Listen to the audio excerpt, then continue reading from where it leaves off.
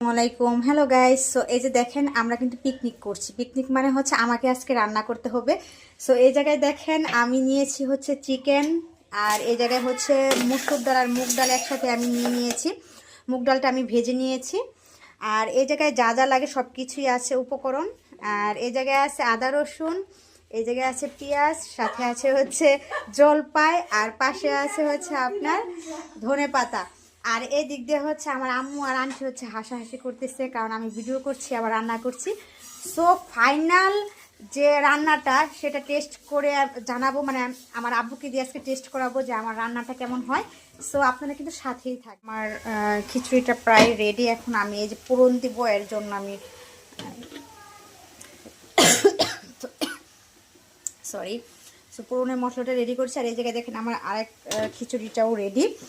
So আমি দুটো পাতিলায় বসিয়েছি, কারণ হচ্ছে আমার প্রায় 5 কেজির মতো, মানে 2 কেজি চাউল, 2.5 কেজি হচ্ছে চিকেন ছিল, আর হচ্ছে হাফ কেজি ডাউল মিলিয়ে হচ্ছে প্রায় 5 কেজির মতো, মানে টোটাল ছিল আমার। সো এই কারণে আমি দুটো হাঁড়িতে বসিয়েছি।